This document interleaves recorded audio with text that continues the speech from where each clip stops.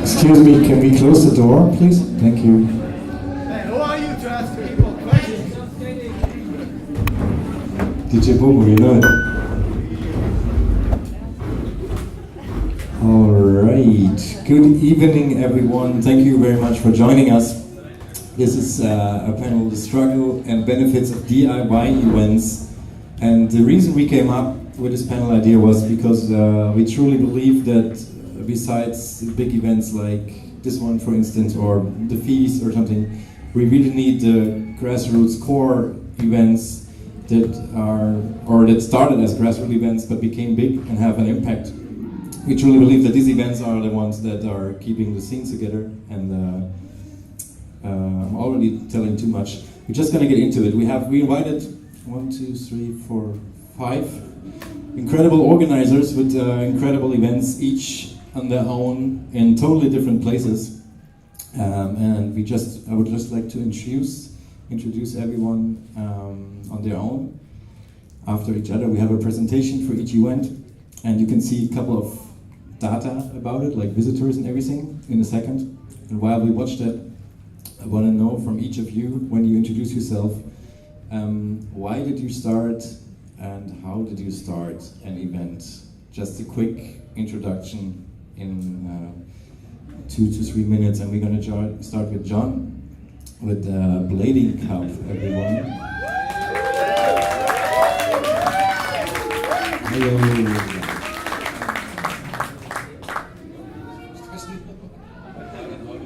Why now? Okay. That's a hard question. And as anything, bringing people together in our community is one of the most important things. That's ultimately the first reason, I guess. But yeah, together, like this. I founded Blading Cup with Miguel and Jason Reyna as well. I wanted to make sure people knew that. I feel like for myself, as a business owner, I own them skates, and people don't know that. It's also in my obviously best interest to do the best that I can to bring people together in my area and where I'm located, which is in Santa Ana, California. But beyond that, it's also, I'd see the importance of the industry and growing our sport and just trying to find as many opportunities as possible to expose our wonderful sport to as many people as possible.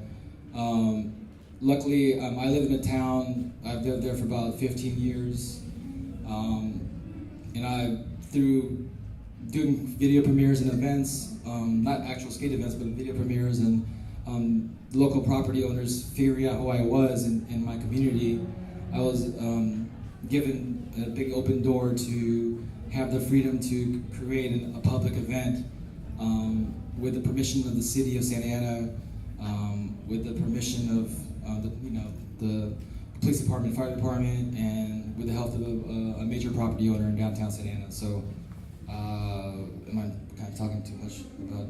Yeah. We're already going quite far, but yeah, sorry. But that's about the why. It's good. Yeah. Okay. Cheers. We're going to go much more into detail later on, no worries. Second up is Abi from the Sofia Blading Olympics. Give it up.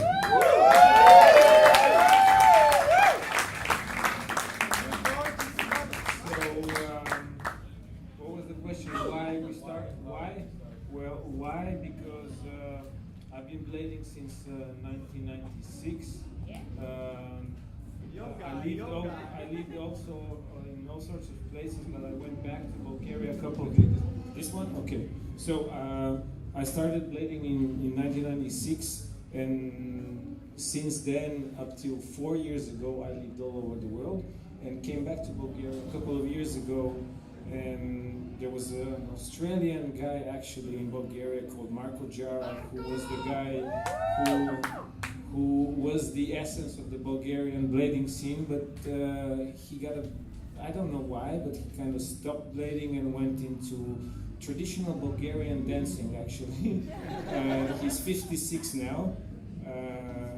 He's 56, yes, and I decided to try and take the torch from him. And Don't you like dancing? No, not really. No. Freddie, this is a panel for sober people only, Freddie. So He's working all day. So I wanted to do stuff, but I wasn't sure what. And 2 years ago, I went to the Athens Blade House. This guy! And I had, up till then, I gotta be honest, the Summer Clash 2013 was the best event I have ever been to. But then I saw the Athens Blade House and Summer Clash was great, but this thing lasted for 2 weeks. You know? Yes! And just to give you a perspective, the Athens Blade House happened in the beginning of September. I went back to Bulgaria after that and I said, I gotta do something. And I managed to pull off the first edition of the Sofia Blading Olympics 2 months later, in beginning of November. We had people from 7 countries, and this is the reason I created it. I got inspired by Nick, and I wanted to recreate not so much what you guys do here, but more like a sense of community, of people coming and spending some time together and enjoying themselves, just skating. And the actual competition was just you have to have some sort of excuse, like something to pin, but the whole thing lasted the first time, the second time, and this year as well for 4 days. So we have different venues, different things. There is a competition which is the main event, but the idea is more of a community thing. Woo! Back to the USA, 8-town Stomp Carson starts, everyone. Sounds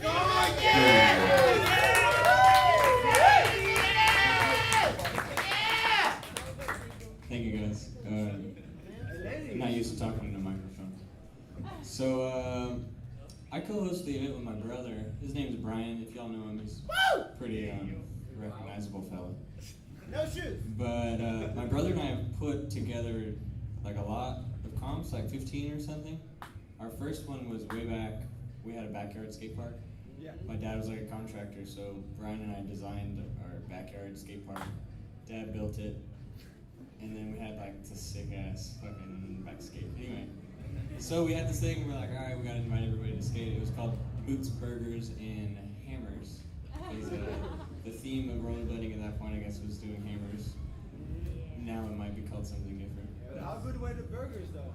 They were fire. I trust you in that. So we had 2 house competitions, and then I'm a little embarrassed to say, but I was reached out to by a chosen few to host a link. They wanted to have a chosen few series across the states. I think they even wanted to do like a couple European ones anyway.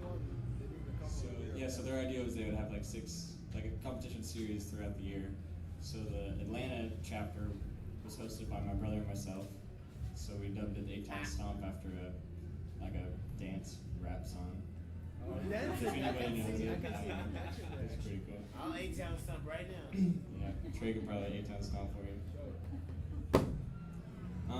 So we had all these resources of like P-rails and stuff, like a whole army of P-rails, and we wanted to do something a little different. Ours was always a bit like guerrilla style, where we just pick 3 street spots and not ask permission and kind of ask for forgiveness.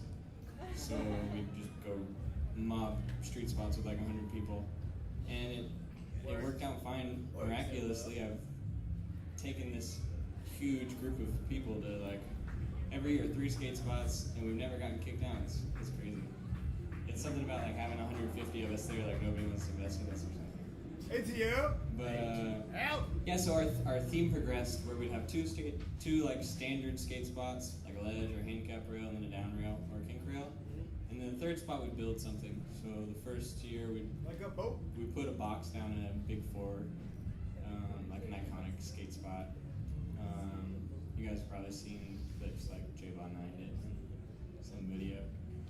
But each year we developed the 3rd spot. So we've done cars and boats and kind of just scrapped together a DIY junk park for the finals. And that's our format. Thank you very much.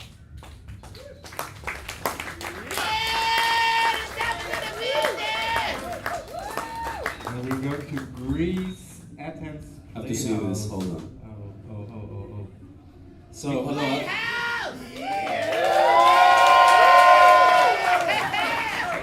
This is awesome. Thank you. I'm Nick Kouros. I organize the Athens Blade House. I actually live there. So it's I tried to organize a vacation for bladers. It used to be like a one-day thing, but now it's turned into this 2-week thing which you have to survive. We go to a beach camp, then Athens sessions, then the actual event, which is I suggest you come and experience it yourselves. Do it! And then we all, for the past 3 years, we've gone to this amazing island, Andros Island, you've seen in Delphondia. And it's basically this, it's a vacation for bladers in Greece. And yeah, that's it. It's the best tour operator. Thank you very much, Nico. And last up is Jonas from Abriss Berlin.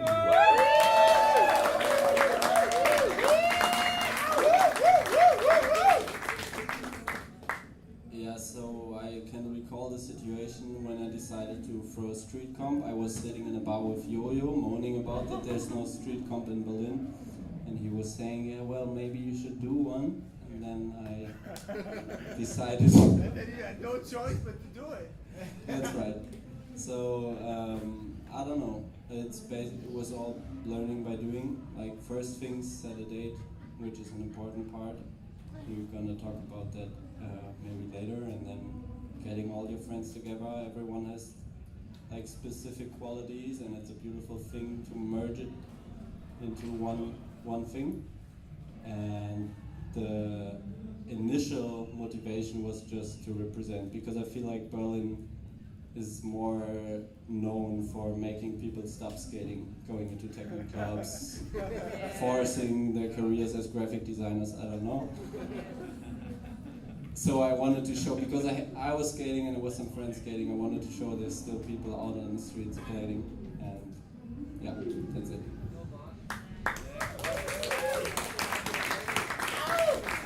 You mentioned setting a date is important, and that brings us to our first real topic, which is promotion, or how to actually get started to get the word out, because it starts really easily these days with like just setting up a Facebook event and inviting some friends, and then it's a session already, and already that can help a lot already, because it makes people travel to your hometown maybe even.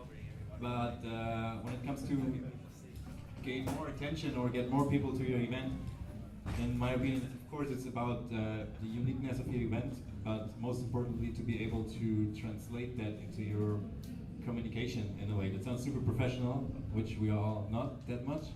But what's your take on that? Like, how you communicate your values, and why do you think people show up at your event? What did you do, or what you should do? I guess from my standpoint, I'm in the unique situation that I'm involved in the industry, and I have organized a lot of events like the MYTA, or small things like the Rip and Roast, or I'm obviously been in the industry for quite a bit of time, so having my relationships with Andy and Razors and Jeff and all the brands and Matthias from USD, I think I guess it'll be an advantage that I've had to be able to somewhat get support. People know already what to expect from you, or if you throw something, it's gonna be serious, so they trust you up front. Well, it's taken like the first year we did it. Was it 9 years now? So the first year it was just meant to be a demo. I called Haffy, I called Alex and Jeff and Eric. I'm like, wait, what do you guys think about doing some kind of demo in downtown Santa Ana? The property owner that owned the place, he owned a range of like 3 blocks, and through him being able to get permission to do an event like this, a street skating style skate park event, and that's how it started. So we just did a demo. It went really well. It attracted a lot of people locally, and luckily the property owner and the city really liked it. They liked what happened with the community, and that kind of spawned basically 9 years later, I guess. So what's your take on promotion? How did you get the word out in the beginning?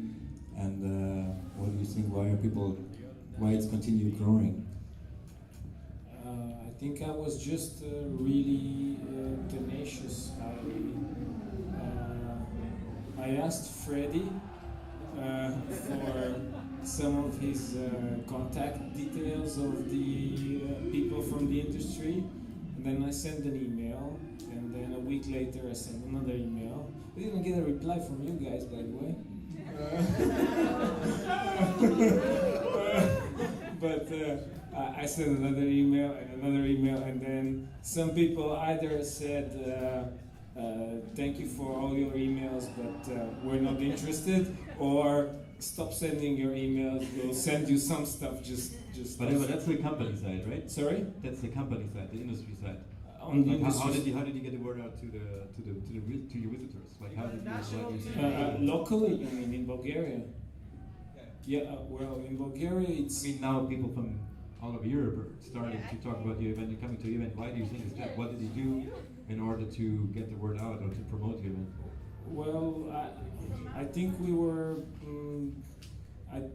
we're still benefiting from the fact that when you hear Bulgaria, for most people it doesn't ring a bell at all. You're like, that's in Europe, but where exactly, and what's happening there, you know? So I think we're still benefiting from the fact that it's interesting. It's still within the safe zone because, you know, it's kind of Europe, but we're sort of a third of the world within Europe, and well, you have to name the things by their names.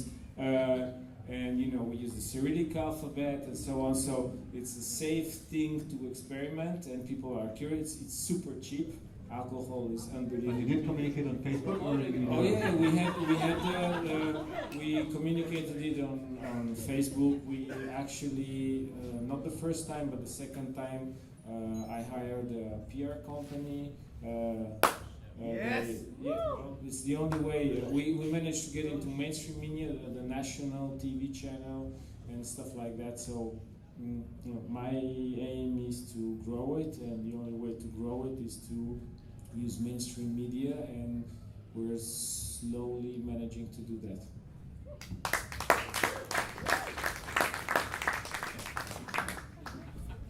The only one I could recommend is personal invitations. That's how we started as well. Like we sent first handwritten invitations to all the people. I mean, I put up a flyer on Facebook. People see it, they're like, oh, okay, whatever. But then if I write them a message like, hey man, I haven't seen you in a year. I would love if you came down or whatever.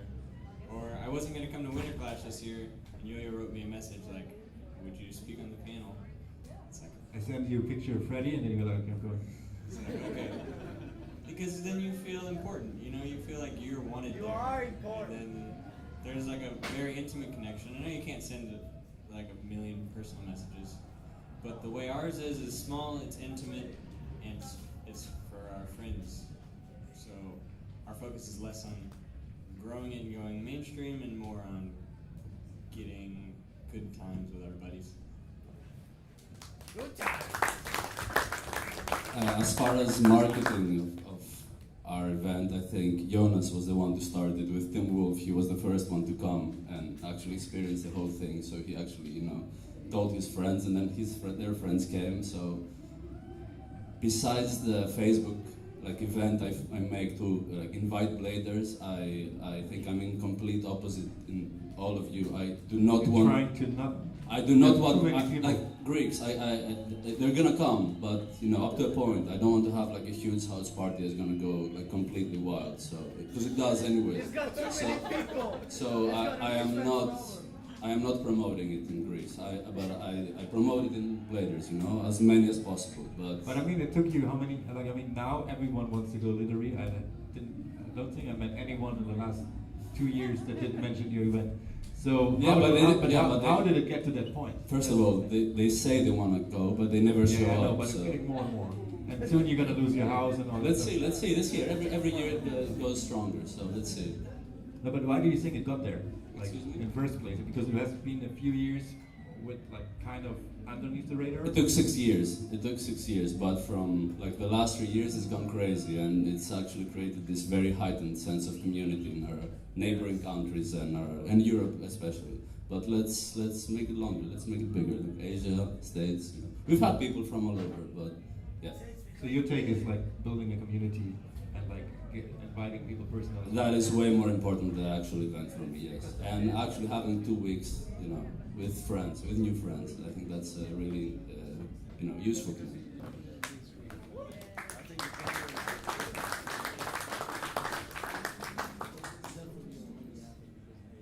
Yeah, promotion.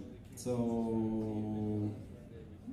Like when you first started, for instance, like what went through your mind? Like, okay, how the hell am I getting people to do that? so my guideline up till today is that I would like if I post a flyer, if I post a trail teaser, you call it teaser for a video, should be something that I would like that would make me wanna go there or make me interested, and that I'm trying to live up to those expectations by cooperating with a lot of awesome friends that I have.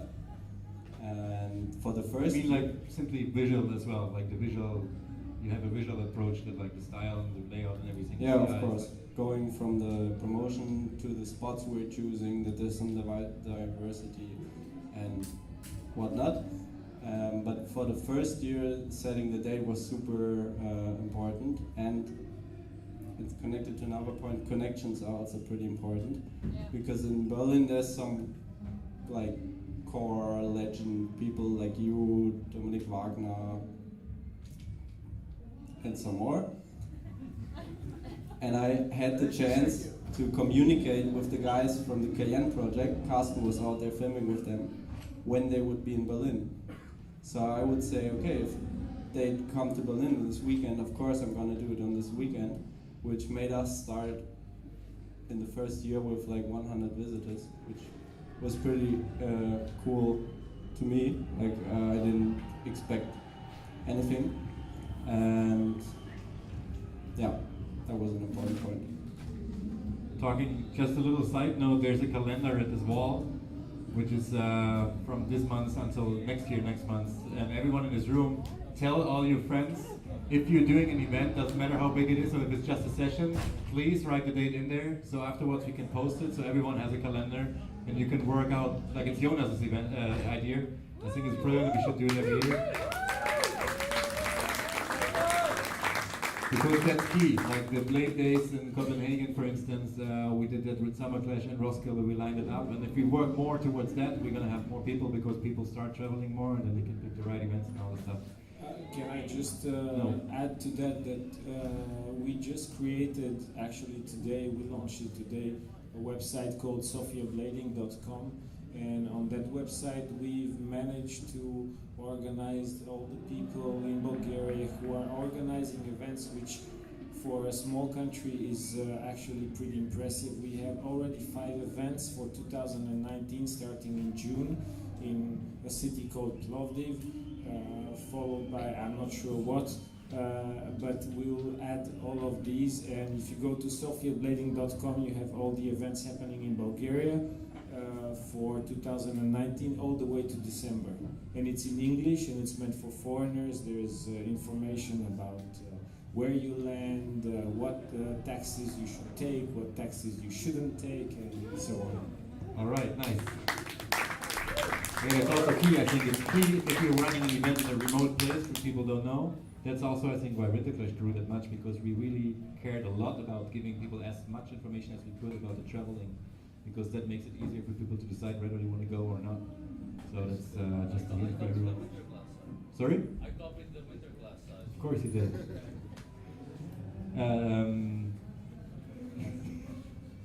All right, payday. All right. Okay. Less serious, more funny or sad. I want to hear the worst thing that happened to you, or like a bad story that happened to you while organizing your event until now. Not the best, but the worst. Like something terrible that happened. Doesn't matter if it's monetary or just a fuck up that happens when you're doing events. Like losing 100,000 euros. For example. Do you want to speak first? Okay. Mine isn't as bad, but it was still tough. I was in a unique situation to be able to broadcast one of our events on Fox with an association with the ASA. I think most people know what the ASA is, the Aggressive Association. ASA, Aggressive Skaters Association. Who I don't think they no longer exist, but Action Sports now. So anyway, they for whatever reason were in a predicament where they didn't have a produced show yet, whether it be from skating, skateboarding, or BMX, and it so happened to be Blading Cup season as far as like getting into the deep end of things of organizing and cross paths. Anyway, he offered a time slot for Blading Cup. And it just so happened to be only our second or third year. And I couldn't pass up the opportunity. I'm like, what's the next step for this event? Is it, from my experience, I've never made, I mean, at that point especially, there was no money being made. Everything was just, to pay for prize money, to pay for, whatever it can to facilitate, to make that event happen, whether it be ramps or, help from friends. That's what it's always been about. So in this case, I was in a unique situation to be able to, hey, like I gotta, so basically the ASA came to me and they said, okay, John, like we have these specific time slots. And I said, oh, that's awesome. So can you guys set up a crew and film our event? And he just laughed at me. He said, well, we're gonna have to have you produce the event. And I said, I thought in my head, I'm like, produce the event, like film it and cut it and package it and give it to you? He said, yeah. And I said, fuck, how do I do that? But I thought, this is like one, this is a chance opportunity. This is like at a point, was that 2013? 14? 13. So anyway, so I went for it. I went gun ho. I was like, yes, let's go. And I with the help of so many creatives who still skate, whether they're involved in production or TV, Drew Backrack, Justin Lomax, Vinny Minton, Yvonne Neres, he's here. So there's a lot of people already in this whole field, and thankfully with the support of the whole cast of friends and family, and Arlo, he hosted it, and in the city I live in, again, they're very supportive. I approached a lot of the restaurants, and they were like, oh, TV, I want to be involved. How do I get involved? So we were able to use their locations for interviews with Jeff and Alex and Haffy, and a lot of really cool, interesting things were just kind of building. And I was like, oh, we can do this, And I was able to start raising money. And then I started doing the math. And I'm like, this is going to be really expensive, Never do the math as a event organizer. I did the math too late, The idea sounds great. Yes, we're gonna put, event for rollerblading on television that probably wasn't, hasn't been years at that time. Skating has not been on TV, so we can do this. We can do this, And it was a dream, to be able to be in that situation. So I don't want to lose track, but I did the math again, sorry. So the math, production itself ended up costing in between 5,000 to 7,000 or something like this, or maybe even a little more. And then prize money, it ended up being more, I had high hopes. It was, I wanted it to be something like, bigger than I thought it could be. So, but in hindsight, I did, with the support of the industry, and the support of the local businesses, I had never raised that much money in my life for any event. I raised $20,000, and it wasn't enough. It was not enough. Yeah, and everyone's working for free, and this was costing that, and the DP cost this, and someone had to export this file to do this file. That cost another $1,000, and then it just is endless. And then when ASA, who didn't pay anything. you know, I just gave them this tape, you know, and it's kind of a sad story, I guess. I'm not talking about it. Shit, no, it's not a sad story. We got opening on TV. Going back to what the question was, you know, I personally They played it? they played it. They Okay. actually multiply played it. They played it a bunch of times. So I actually went to Brazil and Sao Paulo. I was skating with some locals out there at a skate park, and they were like, "Oh man, we saw Blading Cup," and this is like 3 or 4 years later, and it was great, you know. But I couldn't understand anything because it wasn't in Portuguese. But it was great to see skating. And I was like, "Wow, you saw it from here in Portugal?" Oh, sorry, in Brazil. He's like, "Yeah." I'm like, "Wow." So that was like at that point, 2 years later, I was like, "Oh, you know, that's a very awesome thing to know that people from different countries saw it." But yeah, if I really want to say the figure, it's around 10 grand that I lost that I put on my own credit cards to make sure it was gonna be aired. So it was either like, do I take this next step or not? Swipe. Take this next step or not? Swipe. And the next thing you know, it's 10,000. So that's not $100,000. I was exactly hoping for this kind of story when I asked you. That's probably the worst thing that I experienced. Well, from my side, I don't think we had any bad experiences. I mean, from the very first time that we created the event, I knew there was it's going to consume money that we're not going to. It can also be very little, like with the make back. gas fucking up or something. I financed the whole thing by myself. The first time I financed most of it. The second time, but I still see this as an investment in terms of where we suddenly we have kids showing up, and it's building a community, and now. There's I think we're about 8 or 9 guys from Bulgaria here, and we come here and suddenly because Nico organizes an event in next door, Athens is kind of next door, and then Jonas is organizing something, and we all sort of start of going to each other's events, and Sorin, I don't know if he's here from Romania. Yeah, he's here. He's organizing something in Romania.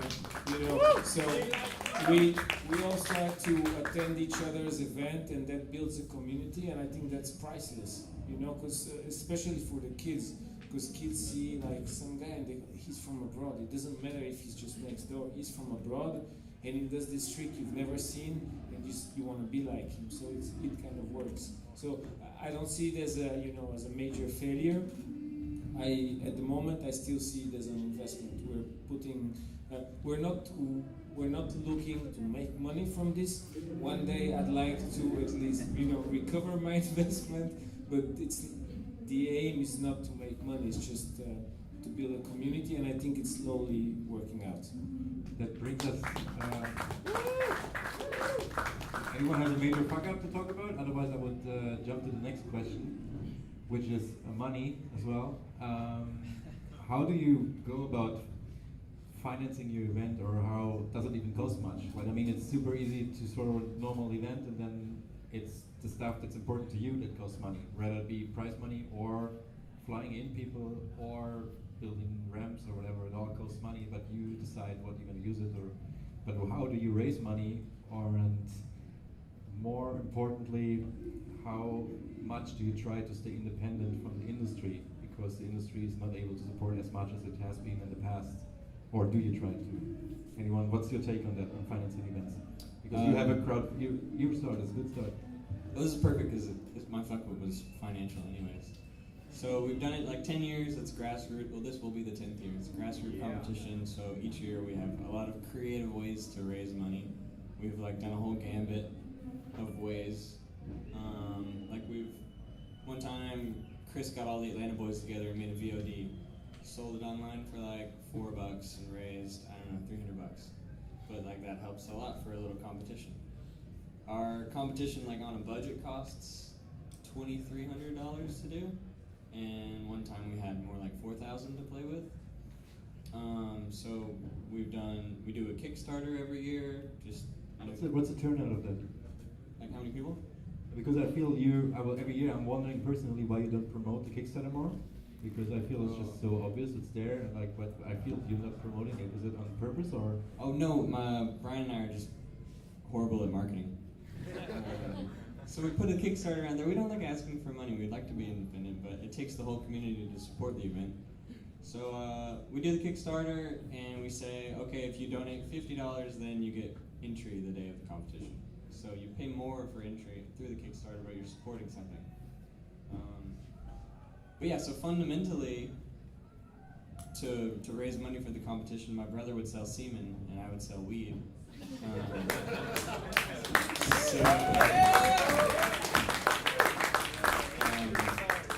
And it takes a lot of semen to raise, $2,500. It also takes like a lot of weed to get that much. So to integrate the previous question, one of our fuck ups was, Brian was consistently raising his half of the money with semen, consistently, and I went for the weed option. So I needed a bigger amount, so I ordered it from out of state. So I invested a lot of my money into this operation. On eBay, or did you order it? I ordered it from a farm. So I dropped like a lot of money, and then it didn't come. The post office took it.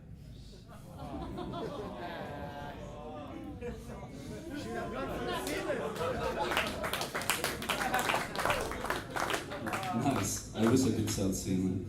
Anyways, my event costs about 2,000 to 4,000 euros, like the whole thing, and I financed it myself.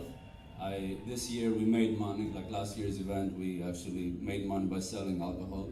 I used to just make the donation of okay, it's 2,000 thing, it's okay, it's a lot of money, but just do it for the love.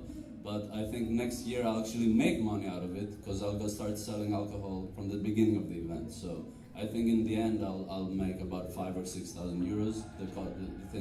The whole thing will cost 4,000. With alcohol only?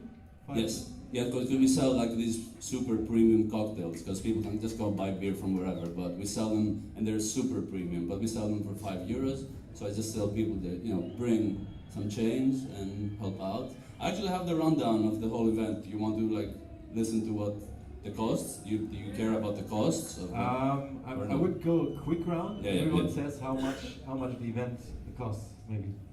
Just gonna say they got the best bartender in Greece. I heard about it. Yeah. Yeah, we have a positive development. It went up from being in the red numbers, making. Yeah, you paid yourself. Yeah, going out with less money than before. I would never, as far as this the concept of the event goes, take money out of it, because that's not the idea. I don't want to make this for my own profit. So how we get money is selling merchandise and taking 10 euros from every rider, which hurts me a lot, because I think a street competition is such a raw and open format that everybody should just be there and skate, no registration, all of that. But then we couldn't pay the first, the winner or anything, and it's a conflict, because I also think that the first guy at least deserves a little bit of money for his efforts. So in the first years we were covering the costs somehow, and this year, I don't know why, but the design of our merchandise went through the roof, and we sold so it's on a really low level. The production costs were 300 euros, and we sold t-shirts and sweatshirts for 600, and then we had 300 something from the registration. And I was counting all the money we collected, and I was going crazy about the thought that I would hand more than 500 euros over to Joseng, who won this contest, which is, if you look at it from another perspective, super ridiculous, that I would be whoa, I can give him more than 500 euros. That's amazing, because in many other sports that's super low class. Yeah, but that's exactly the quality of your event, and that should be the quality of every event starting. That it's not about that, but it's about raising as much as you can, and then deciding where you're going to give it to. Yeah. So we're covering our costs. We're taking what we've spent, and then the rest of the things we sell go to the winner. And on your question, I wish I had the support of the industry, but that's only my fault because I just haven't, like reached out to it, But it's not your fault because it's really, I mean, that would be my next question. What's your experience with dealing with brands or trying to get brands involved? Because in a way, smaller events aren't really, that's just my personal opinion, like aren't really able to offer companies enough promotion anymore in return for money. Like they can send a skate or a t-shirt, but it's really like from a company point of view, it might be hard to look at this event like, okay, this really helps my company, which is like really short-term planning, because long-term planning, of course, we need these events in order to generate more customers. But yeah, that's why I'm asking like how you're dealing with events, because just the example from Winterclash, we are selling like ramp branding for very little money. For example, the smaller ramp branding is 350 euros, which is very little compared to other sports as well. And the trade show is also pretty cheap, but we do it because I really believe it's important to have everyone here and be able to be there, even companies who might be even very small and not, otherwise they wouldn't be able to be here and show their stuff and everything. So it's like a giving, taking thing without benefiting too much from it. Yeah, I just wanted to hear what's your take on it. Like, do you want to? Are you just pissed off that no one is going to support you? No, I'm not pissed off or anything. I just have not actually done it, because it hasn't been needed. Jonas has been telling me his struggles of trying to reach out to companies and grab some money here and there. And to be honest, if I needed money, I would go to different sponsors. I would just go to local stuff and said like, put a banner or do that. We have a local skate shop, so he gives me like frames, wheels, like skates and all that stuff. But besides that, I mean, I'd love a bit of cash to, give to the people skating or do something like that. But besides that, no. To that end, I try to stop asking blading companies for money. I mean, we're a small event, and I know it's not really fair for me to ask. We do have Rollerblade has been a big supporter of us. Tom and I go way back, so he's been giving us cash every year to stay afloat, and that's really, really nice of him. But everybody else, I just write an email like, hey, could you send me a small promotional package of like t-shirts, frames, whatever. Like, keep it small. I don't want to like take away from what you're doing. Give us a little product, and then everybody who registers for the event, we have all the product, and we're like, okay, whatever you want, like pick one. From the way I see it, I never asked for money from any of the people from the industry. I only asked for anything they would give us would be great, and I focused all my efforts into raising money. The first time I realized that, you go to someone who doesn't know you, never heard of you, and you go, I'm going to do this great event. It's not nobody wants to sponsor you. So I was completely committed to finance it myself. But I spent most of my money in paying a really good team of videographers to document the whole thing, so I can have a document to show what had happened. And with that, the second time I managed to get Sprite locally, and they gave us some money, and the local skate shop, which is the only skate shop in Bulgaria, also gave us some money. And with that we were able to grow the event, and the first time I used some of the money to give it as a cash prize to the first place, and the second time I decided that I didn't want to do that, and I wanted to put as much money as possible into growing the event. And last year we had shitloads of people that helped us, and we had, and by that I mean we had a lot of free skate lessons for kids for the entire morning. We had a kids competition, we had prizes for the kids, because the kids are the only people who will make this thing continue. And I gave up on giving first place some money and rather decided to invest all the money into making the event bigger. Again, most of the money went into proper photography and basically having some record that this happened, that it happened nicely, and a PR company. I think if you want to do an event wherever you come from, you have to sell it to your local community somehow. So the best way I would recommend is, I don't have a TV at home because I hate TV, but is you turn on the TV and you look at the commercials and you see what commercials are targeted to an audience that is somehow resembling your audience, and then you find someone who knows someone who you can approach that company and say, we're doing this thing, and basically you try to attract your local community somehow, because you're not gonna, I didn't even try to get money from the industry. All I wanted is some sort of prizes, because the Bulgaria, and for me, opposed to Jonas, not in any way, but you can't compare Bulgaria to Germany. We're a poor country.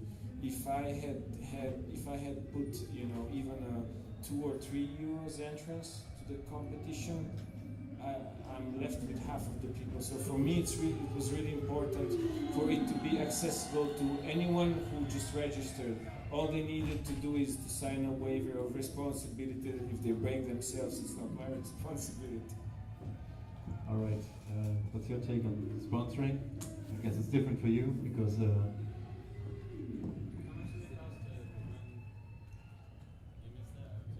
To what? The Playing Cup? Oh, that's a good question. I mean, this past year, I've quickly, since the year we lost a lot of money, I've quickly learned to just appreciate what we can get, as far as the industry supporting the Playing Cup. And for whatever that can facilitate, whatever the brands can facilitate, that becomes the event. The actual city cost ranges from 3,000 to 4,000, depending on. Sometimes it raises, sometimes for whatever reason. So that's just a city cost. Yeah, fire department, and then there's insurance for liability, and then and depending on where you have it in the city, we have to pay for the meters. So if it's like in the parking lot, we have to pay for the meters for the whole day. So if we do it on the street, we have to pay for the meters for the whole day, or 2 days. Now we do it now 2 days, so that our costs are higher.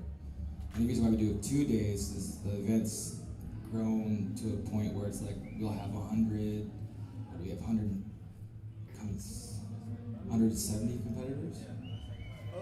Over 170 competitors, so we had to split the open amateur event on Friday and then go into Saturday, so 2 days, yeah. So going back to the event, I've quickly learned just to appreciate what we can do within our means, and whatever the brands can contribute is what the prize pool can be. But it's important to you to still have them, so yes, you are willing you're willing to lower the barrier for them to get into it. Yeah. Financially. Yeah. So as long as I can hit the base to cover the cost for the city, and then there's an event, and everything on top of that will be great.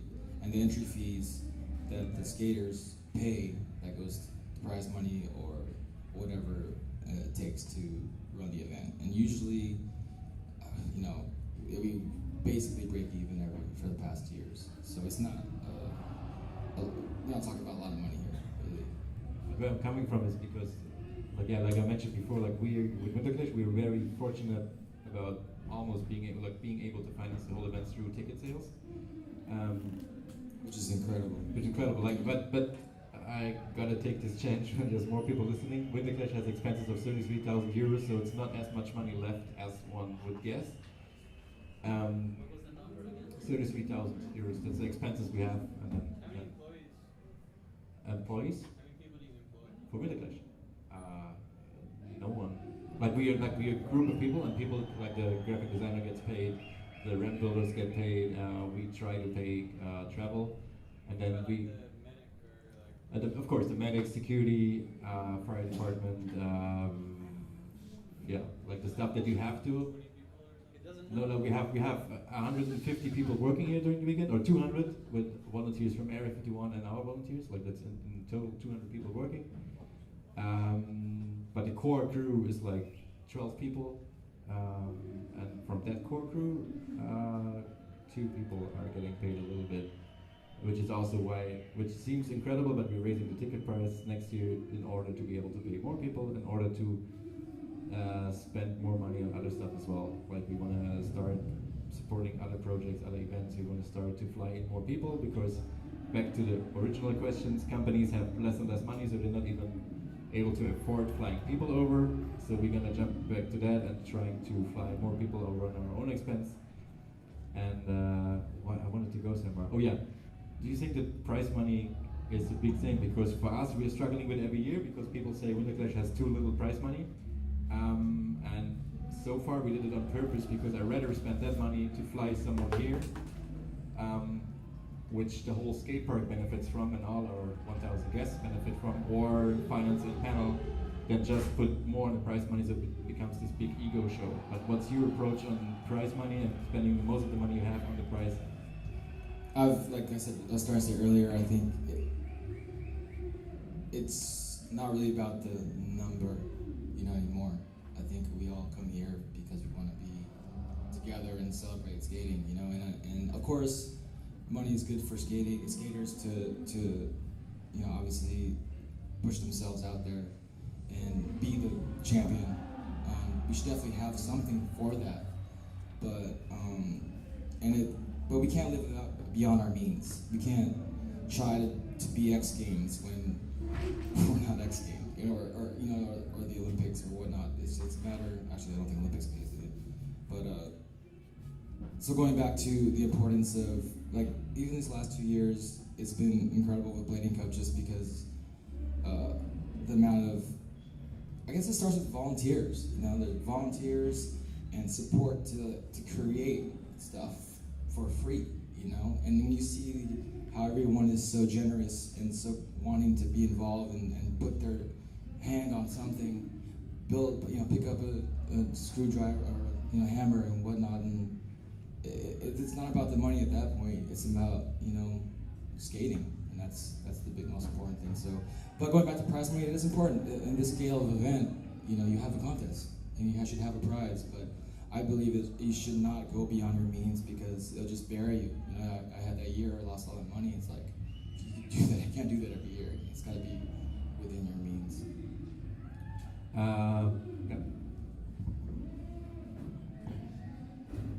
Yeah, I really want to express myself. Do it! So, what I find a very nice experience in rollerblading is that it's often not about money. Like, for example, we organized this photo exhibition, like me and Dominic Wagner, which is hanging downstairs. And I would contact... Everyone check out the photo exhibition downstairs outside.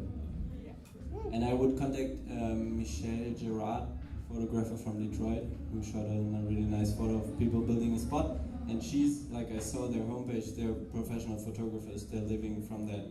And I suppose if you can exhibit somewhere as a photographer in a normal setting, you would be aiming at making money with this, because that's your job. And the reply was like, wow, that's awesome, great, I feel honored, blah, blah, blah. So even in the field where she's living off, it was clear that it's she's just doing it for the love, which is great and an amazing experience. But on the other hand, I'm a little bit more proud about my event, because if it's about the love, I like to keep it on the grassroots level.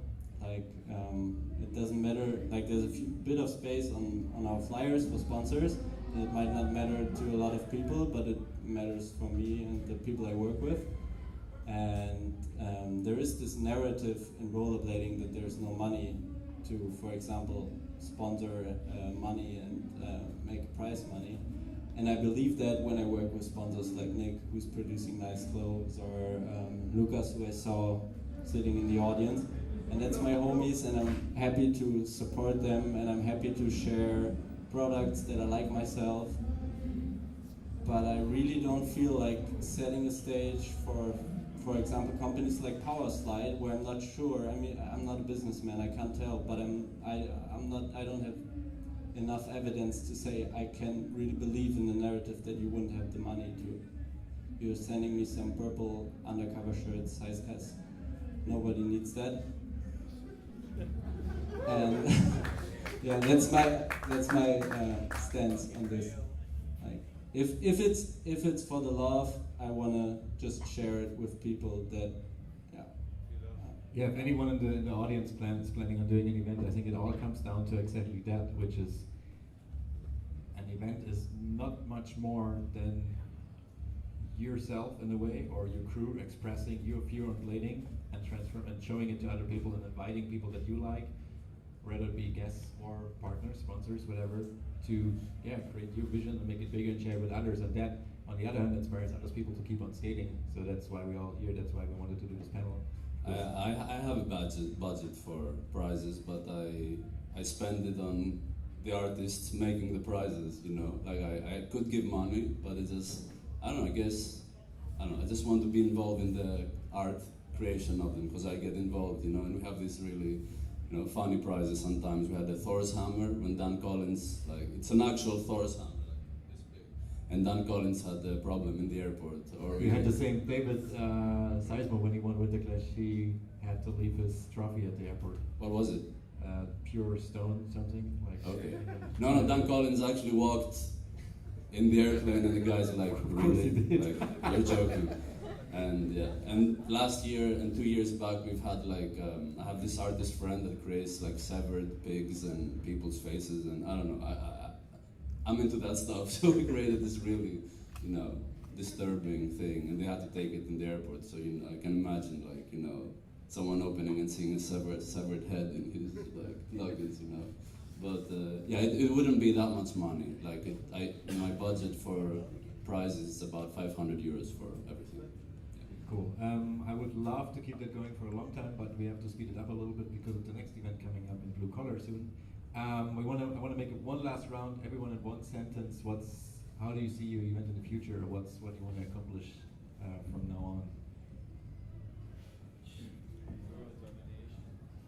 One sentence. I can build long sentences.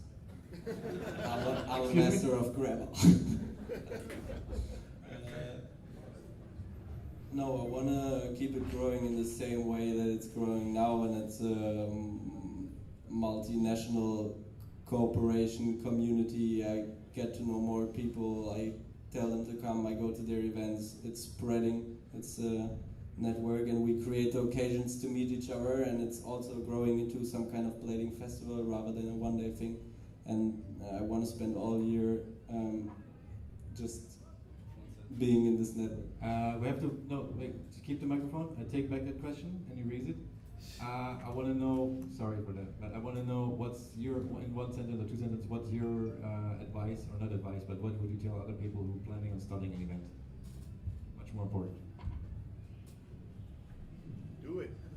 Just do it, and do something that you would like yourself, and then you're gonna end up in a nice session with some people that you like because they like what you like, and just start from there.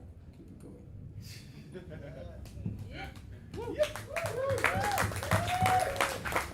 Well, I think I did it mostly to make friends, so I will quote Casablanca on this. This is the beginning of a beautiful friendship, and I wish you guys will come to Athens. Yes. That's good, Nick. If anybody out there is considering, I would encourage you to do it. It's not that hard. It doesn't take that much. Just like invite your homies down to the dirty south to skate. It's chill. I approach this from a different point of view because I do a lot of events organizing which are not blading related, And one sentence, okay. It all comes down to planning. If you plan it in advance and you announce the date in advance, and then the rest just follows, and you can have quite a lot of people show up.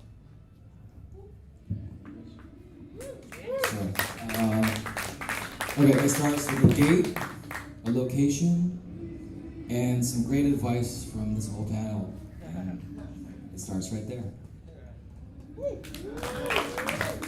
If anyone wants to do an event or needs any advice, I'm sure all of these people are happy to help. So you can easily write an email to info@winterclash.com, and I will just pass the contacts, and you can ask everyone the questions you like to, because we were running out of time. Thank you very much for joining.